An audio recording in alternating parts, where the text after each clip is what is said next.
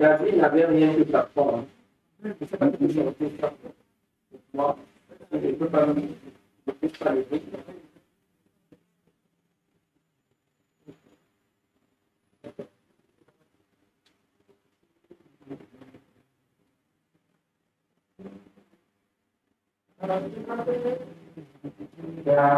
Il n'avait rien que sa forme pour lui défendre.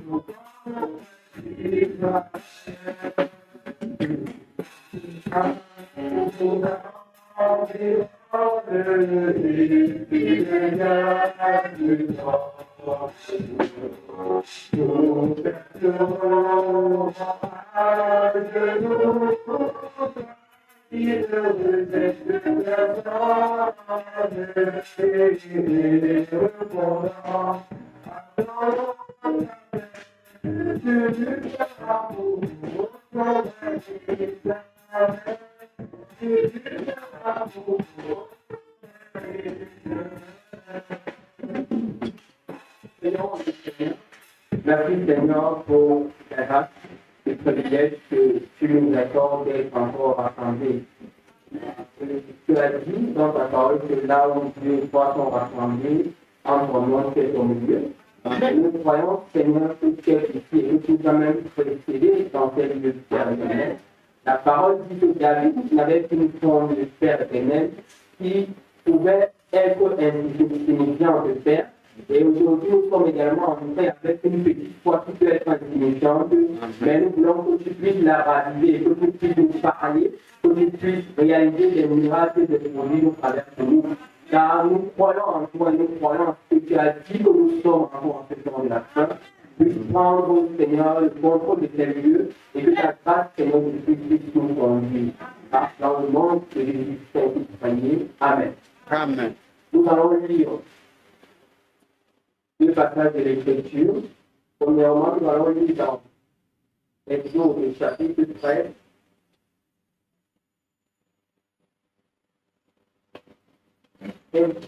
Exode chapitre 13, verset 21 à 22.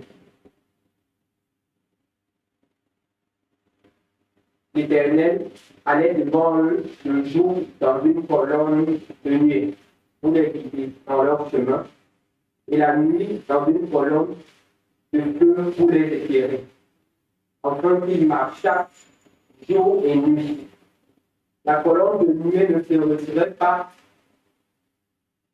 ne se retirait point devant le feu pendant le jour, ni la colonne de nuée ni la colonne de feu pendant la nuit. Chapitre 14, chapitre 14, verset 10. 15. Pharaon approchait, les enfants d'Israël levaient les yeux, et voici les Égyptiens étaient en marche derrière eux. Et les enfants d'Israël eurent une grande prière et crièrent à l'Éternel. Ils dirent, n'y avait-il pas des sépulcres en Égypte sans qu'il fût besoin de nous mener mourir au désert? Que nous as-tu fait en nous faisant sortir d'Égypte? N'est-ce pas là ce que nous te disions en Égypte? Laisse-nous servir les Égyptiens, car nous devons mieux servir les Égyptiens que de mourir au désert. Moïse répondit, ne craignez rien, restez en place et regardez la délivrance que l'Éternel va vous accorder en ce jour. Car les Égyptiens que vous voyez aujourd'hui, vous ne les verrez plus jamais. L'Éternel combattra pour vous et vous gardez le silence. L'Éternel dit à Moïse pourquoi c'est écrit, parle aux enfants d'Israël et qui marchent. Que le Seigneur ajoute des bénédictions à la lecture de sa parole.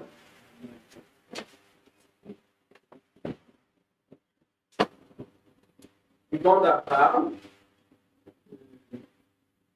Dieu avait montré à Abraham que sa descendance devait rester en captivité pendant 400 ans au pays d'Égypte, et que sa descendance, par sa main puissante, devait être délivrée de cela. Et Abraham avait reposé sa foi dessus, et on a dit qu'Abraham était le fils de Christ. Pourquoi il était le fils de Christ? Parce que malgré qu'il s'était séparé avec l'autre qui était son frère, il s'était séparé, il n'était pas du tout en bon terme concernant les richesses du pays, etc. Et le pays était devenu petit pour eux, alors ils se sont séparés. Et l'autre est parti du côté de Sodome. Et Abraham s'est dirigé du côté de notre pays. Et l'autre avait été capturé. L'autre avait été capturé, malgré que l'autre n'était pas en bon terme avec Abraham, ou bien Abraham n'était pas en bon terme avec lui. Abraham, dès qu'il a entendu cela, Abraham est allé au secours de l'autre. Parce qu'il fallait que Abraham délivre l'autre, a été capturé, et ses richesses ont également été capturées. Donc voilà, on dit qu'il était le fils de Christ. Parce que Christ est mort également pour nos péchés, nous avons été captifs, et en fait, Christ est venu nous délivrer de la captivité. Christ n'a pas tenu compte de comment nous étions, de comment, de quelle apparence que nous avions. Il n'a pas tenu compte du Dieu que l'on opérait, il n'a pas tenu compte de tous ces péchés-là, mais il est venu nous délivrer. Il nous a délivrés comment? Gratuitement. Il est venu nous délivrer parce qu'il nous aimait. Donc, Abraham était le fils parfait de Christ. Et alors, Moïse a été appelé Moïse a été appelé par Dieu en un puissant Adam pour délivrer le peuple d'Israël. Donc il fallait que ce que Dieu a montré au travers de la bouche d'Abraham, il fallait que ça se manifeste réellement, il fallait que ça arrive à la manifestation parce que qu'importe les années, un prophète est toujours un prophète. Donc quand un prophète a dit quelque chose, en fait la chose arrivera. Qu'importe les vents et marées, qu'importe ce que les gens peuvent dire, qu'importe ce qui arrive, qu'importe les circonstances, qu'importe si tu crois que ça ne va pas arriver, mais en fait, si le prophète l'a dit, en fait, ça arrivera. C'est pour ça que si Frère Branham a dit quelque chose, Frère Branham a dit quelque chose, ça arrivera certainement. Nous n'avons pas besoin de voir comment ça arrivera, mais ça arrivera certainement.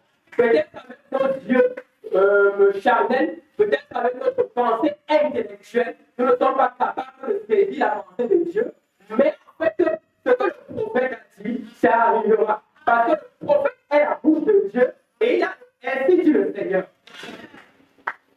On appelle ainsi dit le Seigneur. Et ce qu'il avait dit, ce que Dieu l'avait montré, en fait, c'est ça qui s'est accompli. Et Moïse a fait l'expérience du puissant Adam. Et Dieu a dit dans le puissant Adam à Moïse que je vais t'envoyer délivrer le peuple d'Égypte. Mais ça n'a pas été facile. Ça n'a pas été facile. Il y a eu des trous en Égypte. Pharaon ne voulait pas laisser partir le peuple d'Israël. Mais il lui fallu que, en fait, Dieu envoie 10 plaies. Et à la fin de la 10e plaie, Pharaon a dit, ça y est, c'est pas possible, je vais délivrer le peuple d'Israël, je vais délivrer le peuple de Dieu. Donc, par la bouche de Moïse, en fait, le peuple d'Israël a été délivré. Et ils sont sortis de l'Égypte, ils ont commencé à marcher. Et la Bible dit que Dieu a délivré leur chemin. Parce qu'il y avait un chemin qui partait du côté de la route des Philistins, mais Dieu a dit, vous allez parler là-bas, vous allez aller dans votre côté, vous allez aller dans le désert.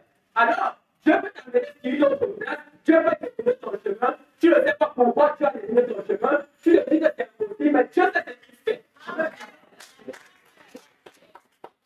Il est omniscient, il est omniprésent, il est omnipotent. Il sait ce qu'il fait. Nous ne pouvons pas nous conduire nous-mêmes, mais nous avons besoin de la conduite du Saint-Esprit. Donc, un véritable chrétien a besoin de la conduite du Saint-Esprit. Parce que si tu te conduis sur le plan charnel, en fait, tu n'arriveras à rien.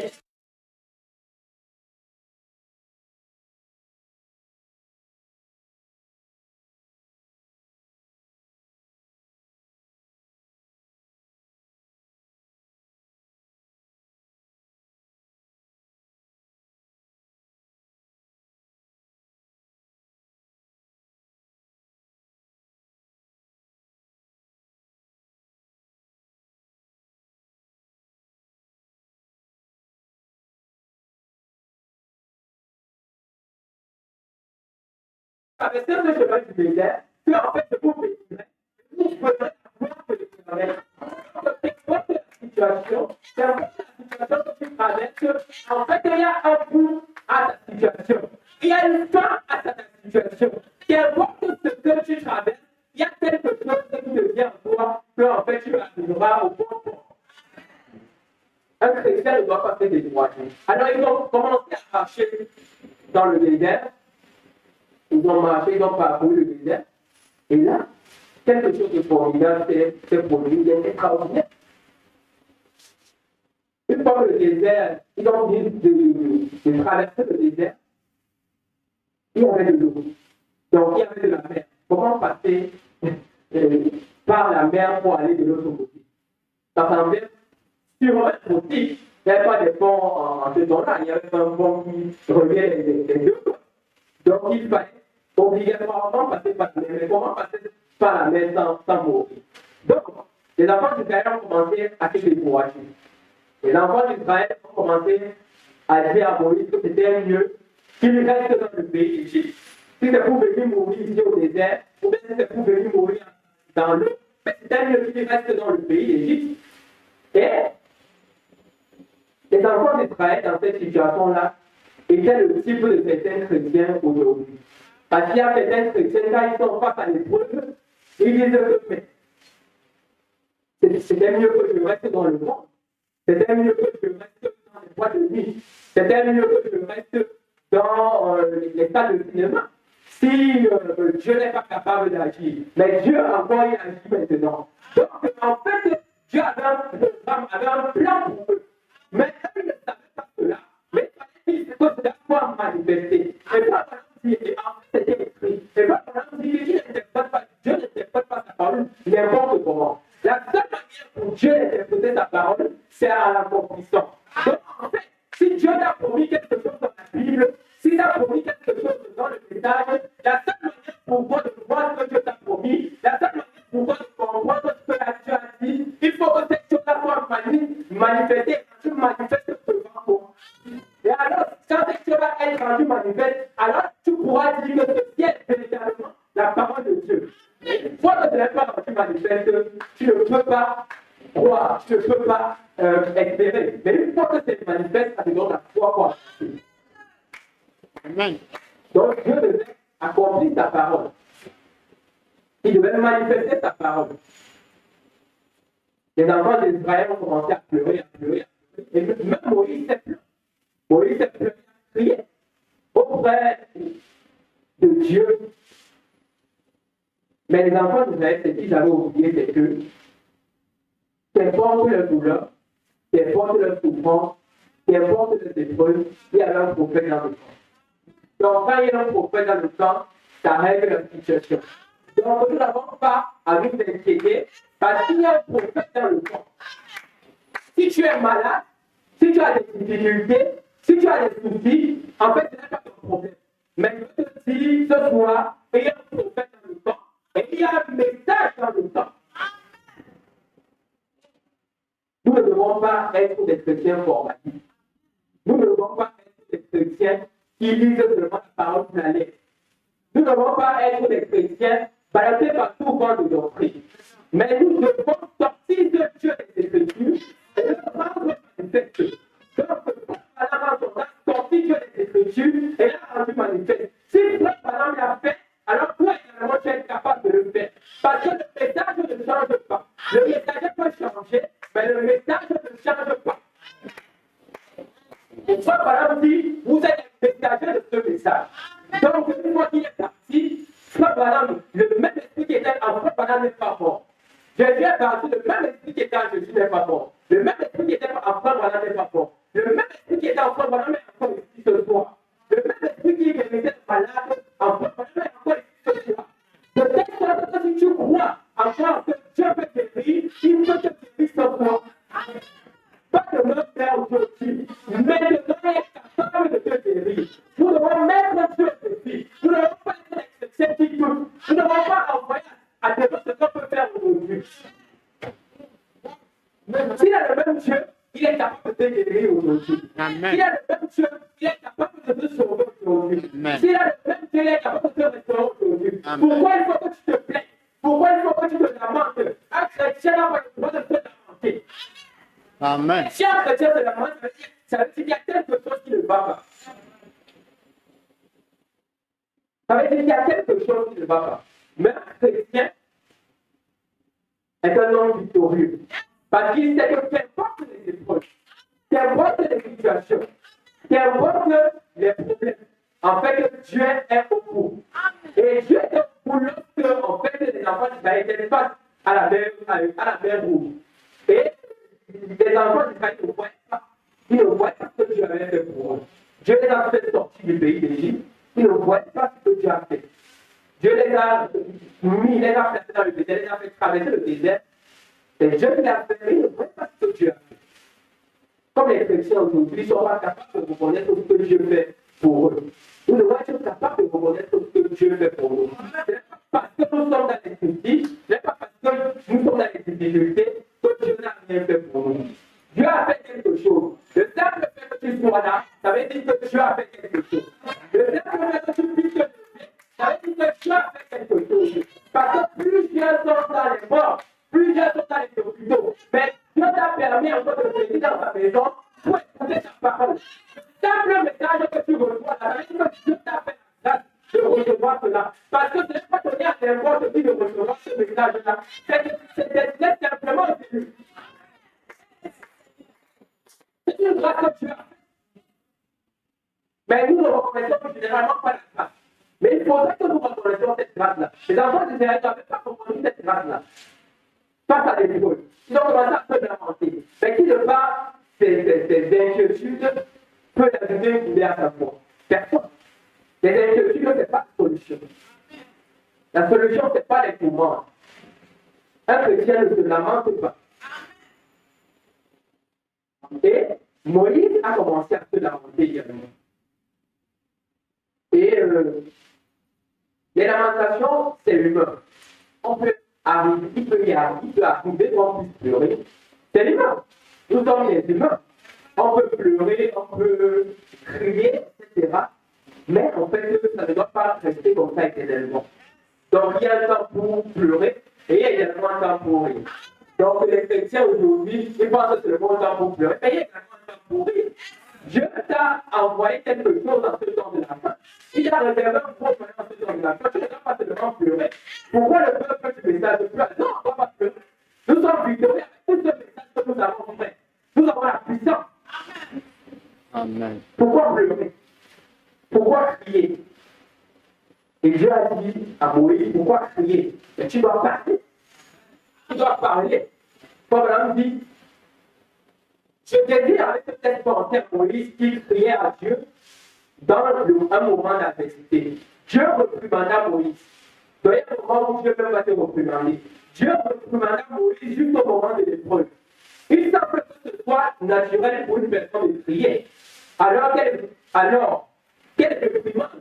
Lorsque Dieu la reprend pour avoir dit cela, pour avoir crié pour cela. Donc, Dieu a reprimandé Moïse parce que Moïse, en fait, ne se rendait pas compte qu'il avait Dieu en lui. Comme les chrétiens aujourd'hui se lamentent parce qu'ils ne se rendent pas compte qu'ils ont Dieu. Donc, les enfants d'Israël se lamentaient parce qu'ils ne se rendaient pas compte que Dieu était capable de surmonter cette difficulté-là et que Dieu était capable de séparer la mer et qu'il puisse passer là. Et c'est la même chose avec le peuple du message d'aujourd'hui. C'est la même chose avec nous qui avons été appelés à sortir. Nous nous lamentons, nous nous lamentons, nous nous lamentons.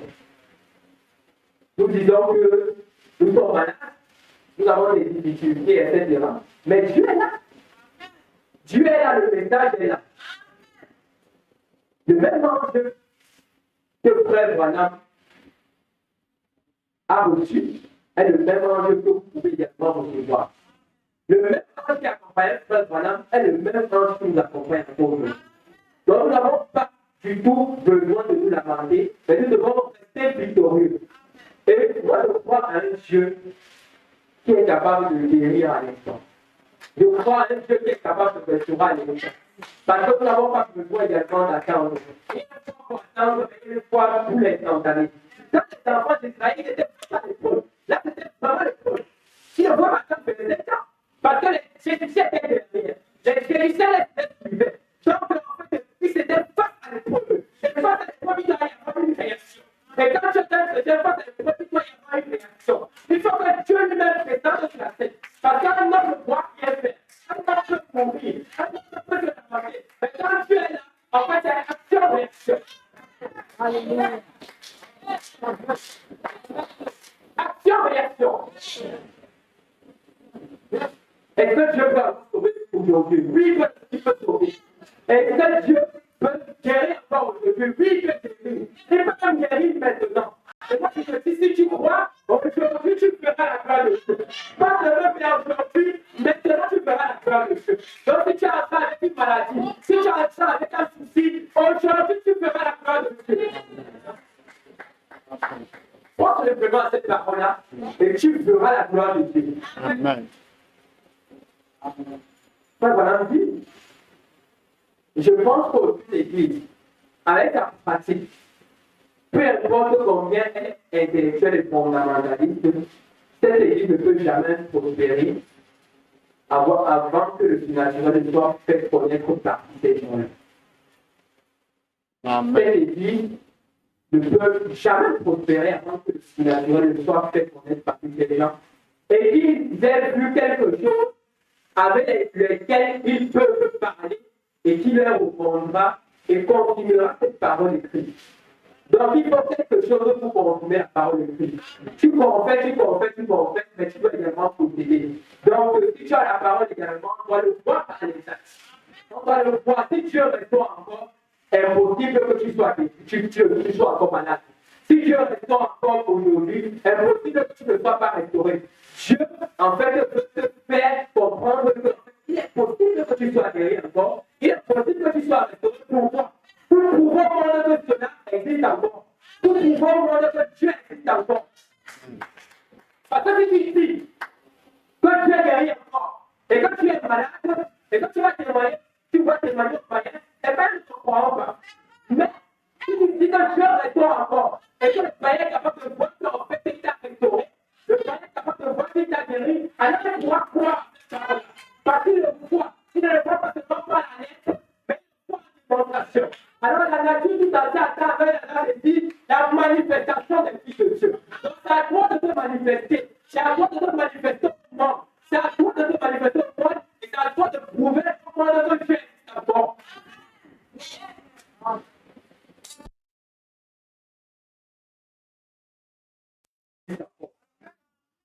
Que Dieu restaure encore.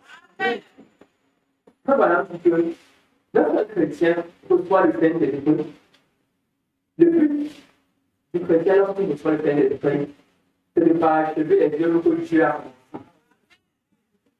Donc, Jésus-Christ a commencé les œuvres, et c'est le chrétien qui vient de parachever. Mais quelle déclaration? Ça doit regarder quelqu'un aujourd'hui. Cette parole-là doit regarder quelqu'un. Donc, en fait, que tu es capable de parachever les œuvres que Dieu a commencées. Tu es capable de faire les œuvres que Dieu a faites. Tu es capable de faire les œuvres plus grandes. C'est écrit dans la parole. Et quand on a dit que qu'est-ce que les œuvres plus grandes, c'est la capacité de transmettre la vie éternelle. Donc, en tant que chrétien, tu as la capacité de transmettre la vie éternelle. Qui est le messager? Tu as la capacité de transmettre la vie éternelle. Et Frère Branham l'a fait. Frère Branham l'a démontré. Il suffisait seulement que ce vieil homme qui était face à Frère Branham baisse son chapeau et donne du respect à Frère Branham. Et Frère Branham dit que ce monsieur-là, il vient de recevoir la vie éternelle. Ce monsieur, il était capacité. Il n'avait pas cru. Comme le premier à la foi n'a pas cru. Le premier à la foi n'était pas baptisé. Mais le premier à la foi, une fois qu'il est entré en contact avec lui, il y a quelque chose qui s'est passé. Et Dieu a dit, aujourd'hui même, pas demain, aujourd'hui même, tu seras avec moi au paradis. Donc il faut entrer en contact avec cette puissance-là.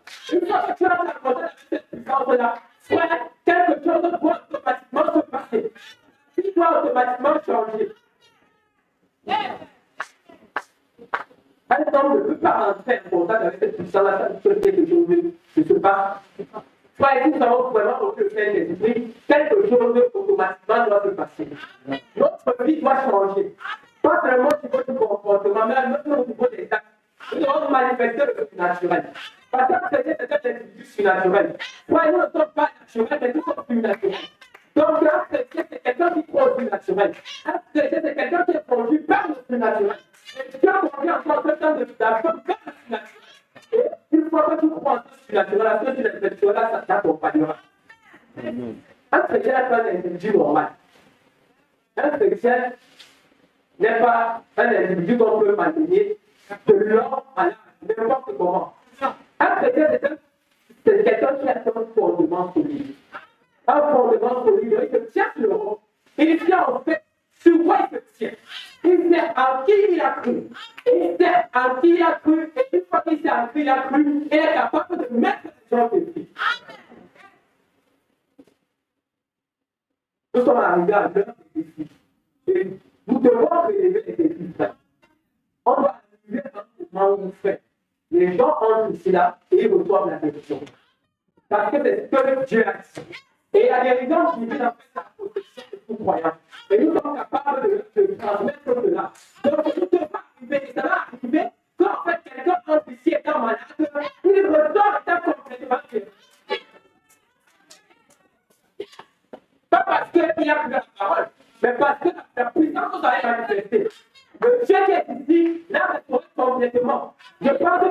exemple, à cet homme-là qui était à la porte de la paix. Alors que Pierre et Jean, après avoir reçu le Saint-Esprit, Dieu ne vous aimez pas Jérusalem, mais attendez jusqu'à ce que le Saint-Esprit puisse arriver. Et tu avais dit que vous recevrez une puissance, Jésus avait dit que vous recevrez une puissance, le Saint-Esprit survenant sur vous, vous serez mes témoins. Donc, quelqu'un qui reçoit la puissance, quelqu'un qui reçoit le Saint-Esprit est un témoin de Dieu. Il est capable de dire encore au monde que Dieu existe encore. Et alors, les apôtres sont entrés dans la chambre haute, et ils se sont enfermés là. Et ils ont reçu le Saint-Esprit. Et après avoir reçu le Saint-Esprit, Pierre et Jean sortaient du temple, et il y avait un homme là, qui était à la porte de la paix, qui avait l'habitude de demander de l'eau. Il avait l'habitude de demander de l'argent. Mais il ne savait pas que c'était la dernière fois qu'il demande l'argent. Quand tu es entré ici, tu ne sais pas que peut-être la dernière fois que ta maladie a existé. Donc la dernière fois que ta maladie a cessé à Dieu, c'est la dernière fois que ta maladie a existé, c'est la dernière fois que tes problèmes, tes difficultés ont existé. Une fois que tu es entré, tu peux sortir étant restauré. Une fois que tu es entré, tu peux sortir étant guéri. Donc ce jeune homme, ou bien ce vieil homme à la porte de la paix était devant le temple, et Pierre et Jean sont sortis. Il espérait avoir de l'argent. Parce qu'il recevait l'argent chaque jour, mais son argent qu'il recevait chaque jour, ne pouvait pas le payer. Il avait de l'argent, il pouvait même peut-être aller à l'hôpital, mais il ne trouvait pas la guérison. Parce qu'en fait, la guérison, c'est un Jésus-Christ. Son argent ne peut rien faire. Son succès ne peut rien faire. Mais la guérison se trouve en Jésus-Christ. Tu peux être malade, tu peux vraiment être malade. Tellement de l'argent, tu peux être milliardaire et ne pas payer. Parce que l'argent, ce n'est pas l'essentiel. Mais il faut avoir l'essentiel. Le Saint-Esprit, c'est l'essentiel. Une fois qu'on a le Saint-Esprit, en fait, nous avons tout. Alors, il avait de l'argent peut-être pour se soigner, il avait de l'argent pour subvenir peut-être à ses besoins parce qu'il faisait de la mendicité. Mais il ne savait pas que c'est le Seigneur qui faisait de la mendicité. Et alors, Pierre et Jean se sont mis devant lui et ils ont dit, nous n'avons ni or ni argent que donner. Nous n'avons ni or ni argent. Mais ce que nous avons, nous te le donnons. Au nom de Jésus-Christ, prends ton lit et marche.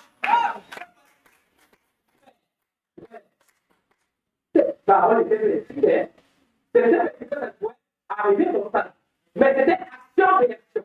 Donc, en fait, quand ils ont reçu le Saint-Esprit, quand ils ont reçu le Saint-Esprit, alors ils avaient la possibilité d'être un témoin de Christ. Parce qu'ils voyaient Christ faire cela. Et une fois qu'ils ont reçu le Saint-Esprit, le Jésus qui, avec qui ils marchaient, était en eux, en fait, ils ont été capables de prononcer la parole. Ils n'ont pas dit cette demain. Peut-être demain tu vas être guéri. Peut-être demain tu vas être restauré. Ils ont dit maintenant, prends ton lit et marche. Amen. Amen. Prends ton lit et marche. Et il a obéi à cela, il a obéi à la parole. Et une fois qu'il a obéi à la parole, en fait, il s'est levé et il a marché. Et il a continué son chemin. Nous devons arriver à cela. Si nous proposons que nous sommes des véritables chrétiens, nous devons arriver à ce niveau-là. Parce que ce niveau doit être un petit niveau pour nous. Ce niveau doit être la base pour nous. Nous qui sommes des chrétiens, Dieu, en fait, Jésus est venu nous montrer l'exemple. En fait, nous puissions faire des choses plus que lui. Frère Branham est venu nous montrer l'exemple. Le ministère de Frère Branham, c'était l'extrémisme. Mais, l'épouse a encore un plus grand ministère. L'épouse a un ministère puissant. Et frère, Dieu compte sur toi pour bouger le monde. Dieu compte sur toi pour manifester la parole. Dieu compte sur toi pour prêcher cette parole-là. Dieu compte sur toi pour démontrer cette parole-là. Nous avons encore du travail à ce moment-là. Parce que nous ne voyons pas cela arriver, mais cela doit arriver. Automatiquement, cela doit arriver. Et ça arrivera. Et une fois que cela arrive, quand cette miracle et cette prodige arrive, parce qu'en fait, si cela n'arrive pas, nous n'aurons pas la foi de la guérison. Si on n'a pas la foi pour déjà guérir d'un petit palu là, si on n'a pas la foi pour guérir d'un petit cancer là, quand on n'aura pas la foi pour la guérison. Votre âme, c'est cette chose-là qui produit la force. Une fois qu'on voit comment Dieu restaure les gens, une fois qu'on voit comment Dieu guérit les gens, cette chose-là, en fait, produit la force pour l'enlèvement.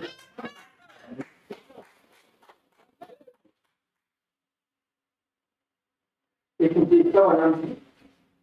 De même, nous savons maintenant, comme me l'a demandé un homme il y a quelques instants, c'est qui en est de sa venue et de l'enlèvement.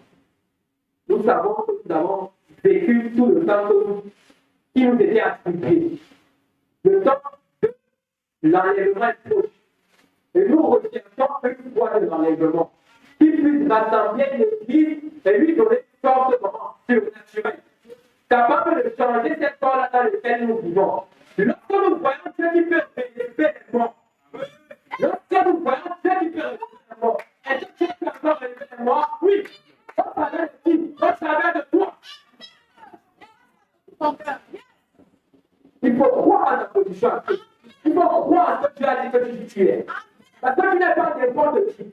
Le chrétien n'est pas n'importe qui. Tu as une grande position dans le message. Tu as une grande position en Christ. Donc tu dois croire à cela. Quand on dit, nous recherchons la foi de la grâce qui peut rassembler l'Église et lui donner une force naturelle, capable de changer dans ces corps-là, dans ces corps-là lesquels nous vivons, lorsque nous voyons un Dieu qui peut révéler les morts, qu'il soit étendu sur le plancher ou dans la cour, il est rappelé à la il est présenté devant nous. Quand nous voyons un Dieu qui peut prendre un homme rangé par le cancer, qui n'est plus que l'ombre de lui-même, de lui, le de lui un enfant, et un mot salé, et un mot santé, dans la foi de l'enlèvement. Cela devrait donner dans la foi de l'enlèvement. Donc, pour avoir la foi de l'enlèvement, on va arriver à un niveau où on va ressusciter les morts. Ce n'est pas étranger. Le messager l'a fait. Jésus l'a fait. Le messager a démontré. Et pour ceux qui ont un plus grand ministère, il faut démontrer. C'est automatique. C'est forcé même. Ça arrivera. Amen. Même ton incrédulité n'arrêtera pas Dieu. Ton incrédulité ne peut pas empêcher Dieu de travailler. Ton incrédulité ne peut pas empêcher Dieu de travailler au travers de toi. Une fois que Dieu va t'empêcher de travailler au travers de toi, l'incrédulité partira. Les soucis partiront. Le doute partira. Et la foi s'installera. Et la foi sera capable de manifester cela. Parce que c'est obligatoire. C'est forcé. Nous sommes obligés de le manifester.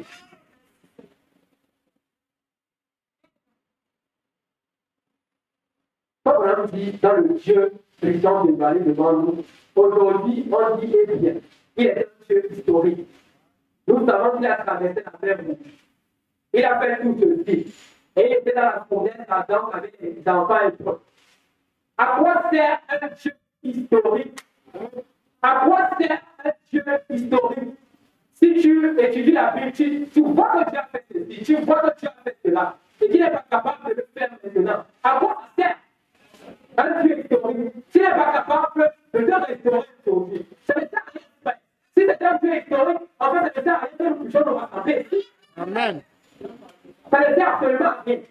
À quoi sert un Dieu historique s'il n'est pas le même aujourd'hui? L'homme est constamment en train de glorifier Dieu pour ce qu'il a fait. Pense à ce qu'il fera. Mais ignore ce qu'il est en train de faire maintenant. Qu'est-ce que Dieu fait maintenant pour ta vie? Dieu a fait. Il fera peut-être également, mais qu'est-ce qu'il fait maintenant pour toi? Il fait quelque chose pour toi aujourd'hui. Mais il faut le voir. Il faut que ça se manifeste. Il faut que ça devienne manifeste. Il faut que tu puisses le voir. Il faut que les croyants puissent être capables de témoigner de ce que Dieu fait maintenant. Moi, je ne dis pas hier, je ne dis pas demain, mais je dis aujourd'hui. Qu'est-ce que Dieu fait maintenant dans ta vie? Est-ce qu'il est un Dieu mort? Est-ce qu'il est un Dieu qui ne peut rien faire? Il est capable de faire toutes choses. Si nous l'avons, il est capable de faire toutes choses. Et il fera des choses même qui ne sont pas volontés dans les pensées. Parce qu'en fait, c'est ça. Un véritable chrétien, Dieu le conduit à faire des choses inespérées, à faire des choses extraordinaires. Soit les choses qu'on n'a même pas vues dans la Bible. Dieu t'amènera à le faire. Parce qu'en fait, tu es un chrétien. Si tu es un chrétien de l'épouse, de l'âge épouse, alors il t'amènera à faire des choses spectaculaires. C'est pour ça que je dis que la guérison doit être une base. C'est pour ça que je dis que tout cela doit être une base. Cette promesse que Dieu doit faire, ça doit être une base. Mais Dieu fera quelque chose au travers de l'épouse en ce temps de la peur. Quelque chose de spécial arrivera. Et le monde sera capable de témoigner que Dieu est en nous.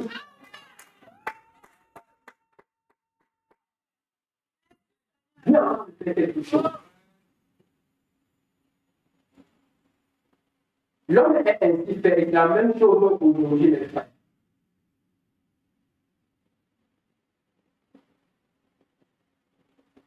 Il a fait dans la vie du messager, Frère Branham, qui allait aller chasser les écureuils. Et les écureuils, là où il allait chercher les écureuils, en fait, c'était un endroit où on ne trouve pas les écureuils. Donc, il ne pouvait pas trouver les écureuils. La preuve qu'en fait, Dieu peut t'amener à changer les situations. Dieu peut t'amener à changer l'atmosphère. Dieu peut t'amener à faire des choses qui ne sont même pas écrites. Donc, ce n'était pas écrit. Donc, il est entré dans le champ, il n'y avait pas des écureuils. Et Dieu lui a demandé de parler. Il voulait rentrer, il voulait se décourager. Comme vous, peut-être, nous nous décourageons. Quand Dieu dit tu vas voir quelque chose, tu ne vois pas cela, tu te décourages. Comme on s'est découragé, comme on voulait rentrer, mais Dieu est venu chercher les écureuils. Comme tu es venu pour recevoir le salut, tu es venu pour recevoir la guérison. Donc, pourquoi tu veux te retrouver sans recevoir ce que tu es venu recevoir? Pourquoi tu veux sortir ici en étant malade? Pourquoi tu veux sortir ici là, en te payer encore? Pourquoi tu veux sortir ici là en ayant des traitements dedans? Mais c'est que tu es venu chercher. Mais il faut le recevoir. Amen. Amen. Et quand il n'y a pas les écureuils, je ne lui dis pas. La parole c'est la suite. Dieu lui a dit pas. Dieu lui a dit dans la position où les écureuils doivent être. Et pas, et tu verras les écureuils. Il a dit, il a commencé à douter. Mais il a parlé. Il a dit, il ne veut pas être au pouvoir, il demande souvent trois écureuils. Les trois écureuils, il a dit, je veux qu'il y ait trois écureuils dans cette direction-là. Les trois écureuils sont morts. Et ainsi de suite, et ainsi de suite. Et alors, il a raconté ça à l'église, et quand c'était les choses qui n'étaient pas, les choses qui étaient croyables. Parce qu'en fait, Dieu veut nous amener à des expériences que quand nous avons dit au monde que nous avons reçu ces expériences-là, on ne nous croira pas. Et puis quand c'est vrai, c'est à ce que Dieu doit amener. Il y a des raisons, c'est pas là, tout le monde peut être guéri, mais il y a quelque chose qui vient là. Il y a quelque chose qui arrive là. Une fois que tu vas témoigner au monde que, en fait, moi, voilà comment Dieu a dit au travers de moi, tu ne croiras pas. Et quand on a parlé de ça pour l'Assemblée, l'Assemblée n'a pas changé. L'Assemblée n'a pas, il y a même un diable qui a douté de cela. Mais il y avait une pauvre petite femme. Une femme qui n'avait pas d'argent. Une femme avait l'air désespérée. Une femme qui était pauvre. Elle a dit, je crois en ça. Je crois que Dieu t'a conduit comme ta faute. Je crois en ta parole. Et après ça, il le Saint-Esprit. Et comme on a dit, ainsi dit le Seigneur, demande ce que tu veux. Ainsi dit le Seigneur, demande ce que tu veux. Et peut-être ce que Madame dit. Comme Madame dit depuis la fille jusqu'à l'autre jour, Dieu n'a jamais demandé à quelqu'un de demander ce qu'il veut. Donc, cette grande prophète, elle va accepter la parole. Dieu n'a jamais demandé à quelqu'un de demander ce que tu veux. La première fois que tu as demandé à quelqu'un de demander ce qu'il veut, c'était à ce moment-là. Voilà, si jamais cela arrivait dans la maison de Rati, combien ont déjà entendu l'histoire des étoiles et de la jeune fille, de la petite femme? La toute première personne, depuis que nous connaissons, depuis l'époque des disciples, à qui il a été donné le privilège. Voilà, la toute première personne à qui il a été donné le privilège de dire, demande ce que tu voudras. Quand on était là, avez-vous déjà entendu l'histoire? Avez-vous vu cette femme, combien de temps vous avez vu? Et elle aurait voir la femme à qui cela a arrivé. Une femme qui ne ressemblait à rien. Une femme qui n'avait pas d'argent. Une femme qui était méprisée. Mais quand par exemple, si nous voulons être du temps des méprisés qui a donc, même si on semble être méprisé, même si on semble être misérable, le plus important, c'est qu'on appartient au Seigneur. Donc, Assyria avait des problèmes dans sa vie. Son père était malade, sa mère était malade, elle n'avait pas d'argent. Et ainsi que le Seigneur a dit, demande ce que tu veux. Elle aurait pu demander des millions de dollars. Peut-être que si on était là, on devait demander des millions de dollars. Elle aurait pu demander la restauration de ton père qui est souffrant, de sa mère qui est souffrant. Comme on a dit, même s'il y avait sa soeur qui était paralysée, elle aurait pu demander ça. Mais elle a dit, elle veut le salut de ses deux enfants. Elle veut le salut de ses deux enfants. Quelque chose s'est passé. Quelque chose s'est passé, je crois qu'elle a demandé cela. Je veux le salut de mes deux enfants. Il y a quelque chose. La Bible dit que ceux qui ont perdu, que ces enfants avaient blasphémé contre le Saint-Esprit. Ces enfants avaient blasphémé contre le Saint-Esprit. Et la Bible dit que celui qui blasphème contre le Saint-Esprit, il ne sera pas pardonné, ni dans ce siècle, ni dans le siècle à venir. C'est comme ce que les Écritures disaient. Alors, est-ce qu'ils avaient blasphémé contre le Saint-Esprit? Mais ainsi que le Seigneur a dit, demande ce que tu veux. Amen. Demande ce que tu veux. Et puis, elle a demandé le salut de ses deux enfants. Et Dieu a fait un peu d'exception. Dieu a fait l'exception.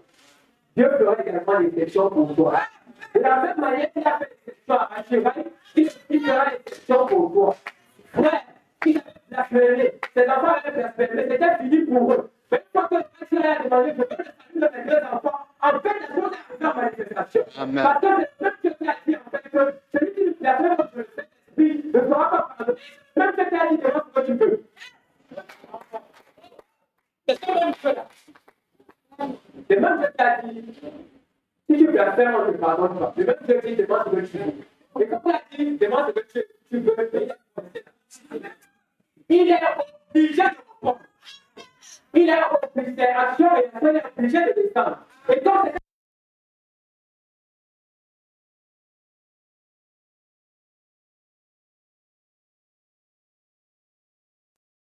Amen.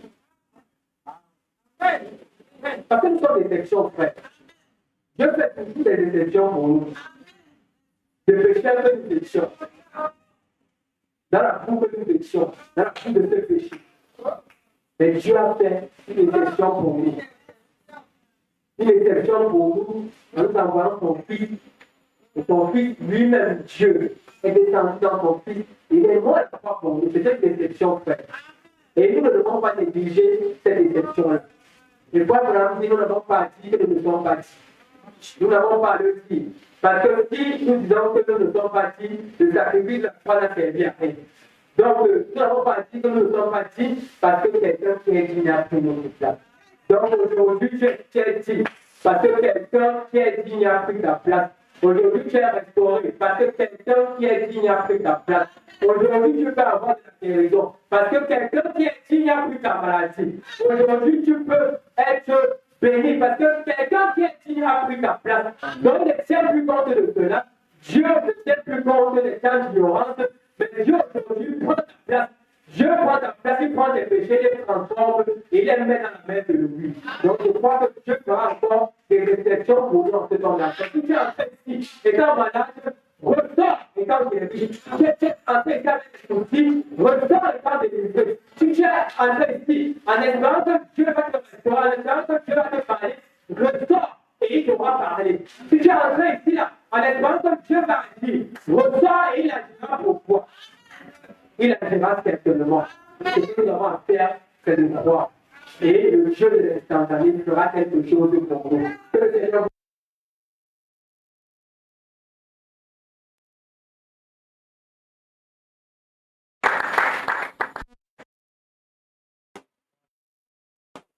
vous